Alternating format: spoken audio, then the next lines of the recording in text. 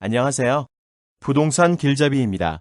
정부에서 민간택지에 대해서도 분양가 상한제 시행을 계획 중에 있습니다. 분양가 상한제라는 정책의 옳고 그름을 따지는 것은 개인마다 가지고 있는 시각에 따라서 차이가 있기 때문에 평가는 하지 않겠습니다. 분양가 상한제가 시행되면 과거에는 어떤 일들이 있었는지 그리고 어떻게 대응을 해야 하는지에 대해서 설명을 드리겠습니다. 30대 분들은 분양가 상한제에 대해서 이야기를 하면 항상 2007년 노무현 대통령 당시를 말씀하십니다. 하지만 분양가 상한제는 1980년 이후 현재까지 11년간을 제외하고 항상 시행이 되어온 전혀 특별하지 않은 정책입니다. 분양가 상한제를 시행하다가 공급이 부족해지면 분양가 상한제를 폐지하고 다시 부동산 가격이 오르면 분양가 상한제를 시행하는 것을 반복을 하고 있습니다. 역사는 계속해서 반복되고 있고 반복되는 횟수가 늘어나는 만큼 예측도 가능해지고 있습니다. 분양가 상한제를 처음 시행한 것은 1977년입니다. 대한민국의 경제 성장과 더불어 중동 지역에서 일하시는 분들의 자금이 부동산 시장으로 유입되면서 부동산 가격이 급격하게 상승하게 됩니다. 이때 당시에는 절대적으로 공급이 부족한 시기였기 때문에 분양가 상한제를 오랜 기간 지속할 수가 없는 상황이어서 4년 만에 분양가 상한제를 폐지할 수밖에 없었습니다. 분양가 상한제를 폐지한 1981년 부동산 시장의 폭등을 한신공영파동이라는 명칭이 붙을 정도로 당시에는 심각했습니다.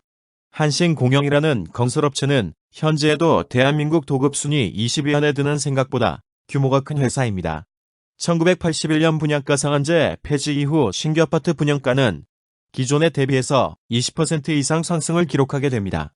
높은 분양가 상승으로 인해 전국적으로 부동산 가격이 천정부지로 상승을 하자 정부에서는 1983년에 다시 분양가 상한제를 시행을 할 수밖에 없었습니다. 지속되는 분양가 상한제는 1989년에 와서 큰 부작용을 발생시킵니다. 대한민국 부동산 역사상 가장 단기간에 가장 급격한 부동산 가격 상승의 시기라고 생각됩니다.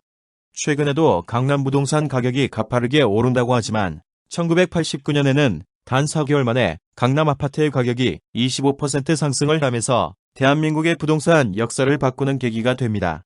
1989년에 강남 부동산 대폭등으로 나온 정책이 분당, 일산 등의 일기 신도시를 포함한 200만억 부동산 공급 정책입니다.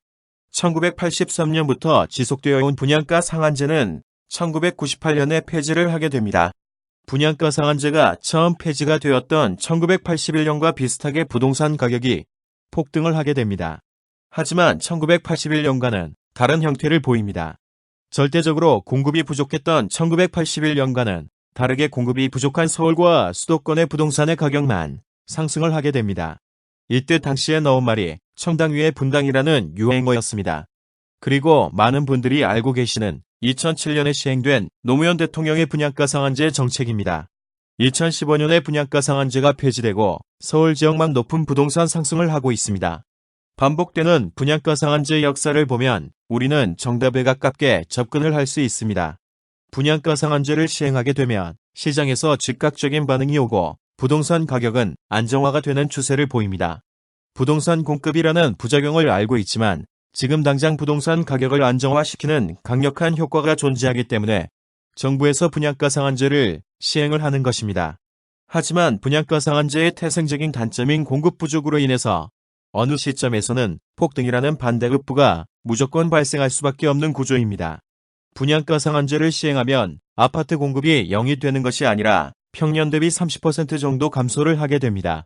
이러한 공급 감소를 사람들이 체감을 하는데 필요한 시간은 대략 4년 정도입니다. 그리고 분양가 상한제를 폐지하게 되면 무조건적인 부동산 가격 상승이 찾아옵니다. 우리는 시간이라는 대답을 얻었습니다. 분양가 상한제를 시행하면 부동산 가격은 안정화가 될 것이고 다시 상승하는데 필요한 시간 최소 4년 정도 소모된다. 그리고 미래에 분양가 상한제를 폐지를 하면 부동산 상승을 무조건 동반이 된다.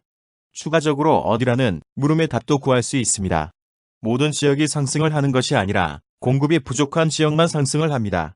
1981년 폐지가 되었을 때는 전국적으로 상승을 했지만 1998년에 폐지를 했을 때는 서울과 수도권만 상승을 했습니다. 마지막 2015년 폐지를 했을 때는 서울 지역만 상승을 한 상황입니다. 정부에서 분양가 상한제를 시행해 준다면 우리는 시간과 장소에 대한 답을 어느 정도 예측을 한 상태에서 투자를 할 수 있는 좋은 기회를 맞이하게 됩니다. 혹시라도 미분양이 많은 지방의 부동산이 분양가 상한제로 인해서 공급이 부족해지면 가격이 오르지 않을 거라고 생각하신다면 역사적으로 그런 경우는 없었다는 점을 꼭 참고해야 하십니다. 세상에 완벽한 정책은 존재하지 않습니다. 하지만 정부는 자신들의 정치적 생명 연장을 위해서 지켜볼 수만은 없는 상황입니다. 그래서 공급과 수요의 균형을 맞추기 위해서 정책을 시행하게 됩니다. 하지만 근본적으로 공급과 수요의 균형을 맞추는 것은 불가능하기 때문에 정부가 시행한 정책의 부작용은 찾아올 수밖에 없는 구조입니다. 이러한 부작용을 적절하게 이용한다면 부자로 가는 지름길이 될 수 있습니다.